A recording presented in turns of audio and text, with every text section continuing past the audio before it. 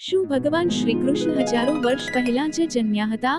જો એમ હોય તો તેમને સૂર્યદેવને ગીતા કેવી રીતે શીખવી? શું ભગવાન ફરી જન્મ લે છે? અને જ્યારે પૃથ્વી પર અધર્મ વધે છે, ત્યારે ભગવાન ખરેખર અવતાર લે છે? આજે આપણે ભગવદ્ ગીતા અધ્યાય 4ના એવા રહસ્યો જાણીશું, જે તમારા જીવનને નવી દિશા આપી શકે છે. તેથી આ વિડિયો અંત સુધી જરૂર જોતા રહેજો, કારણ કે છેલ્લે હું એક એવો શ્લોક સમજાવીશ જેને સાંભળ્યા પછી ભગવાનના અવતાર વિશેનો તમારો દૃષ્ટિકોણ બદલાઈ જશે. નમસ્કાર મિત્રો, જય શ્રી કૃષ્ણ. ભગવદ્ ગીતાનો ચોથો અધ્યાય, જ્ઞાનયોગ તરીકે ઓળખાય છે. આ અધ્યાયમાં ભગવાન શ્રીકૃષ્ણ અર્જુનને કહે છે કે આ યોગ કોઈ નવો ઉપદેશ નથી. આ જ્ઞાન મેં સૌથી પહેલા સૂર્યદેવ વિવસ્વાનને આપ્યું હતું. વિવસ્વાને મનુને અને મનુએ ઇક્ષ્વાકુને આ જ્ઞાન આપ્યું.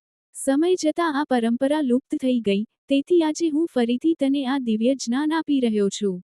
અર્જુન આશ્ચર્યથી પૂછે છે, હે કૃષ્ણ, તમારો જન્મ તો હમણાં થયો છે અને સૂર્યદેવ તો ઘણા પહેલા હતા. તો તમે તેમને આ જ્ઞાન કેવી રીતે આપ્યું? ભગવાન શ્રીકૃષ્ણ સ્મિત સાથે જવાબ આપે છે, હે અર્જુન, તારા અને મારા ઘણા જન્મ થઈ ચૂક્યા છે. તને તે યાદ નથી, પરંતુ મને મારા બધા જન્મ યાદ છે. પછી ભગવાન ગીતાનો સૌથી પ્રસિદ્ધ શ્લોક કહે છે, યદા યદા હિ ધર્મસ્ય ગ્લાનિર્ભવતિ ભારત. અર્થાત જ્યારે ધર્મની હાનિ થાય છે અને અધર્મ વધે છે, ત્યારે હું ધર્મની સ્થાપના કરવા માટે અવતાર ધારણ કરું છું.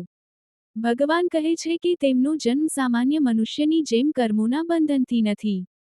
તેઓ પોતાની દિવ્ય શક્તિથી અવતાર લે છે.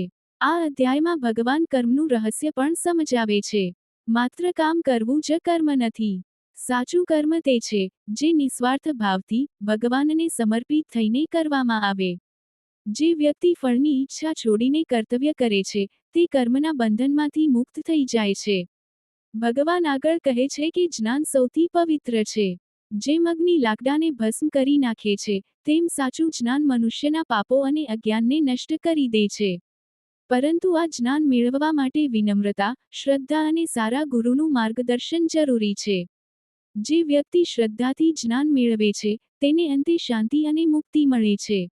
મિત્રો, ભગવદ્ ગીતાનો ચોથો અધ્યાય આપણને શીખવે છે કે ભગવાન હંમેશા ધર્મની રક્ષા કરે છે, અને સાચું જ્ઞાન જ જીવનનો સૌથી મોટો પ્રકાશ છે.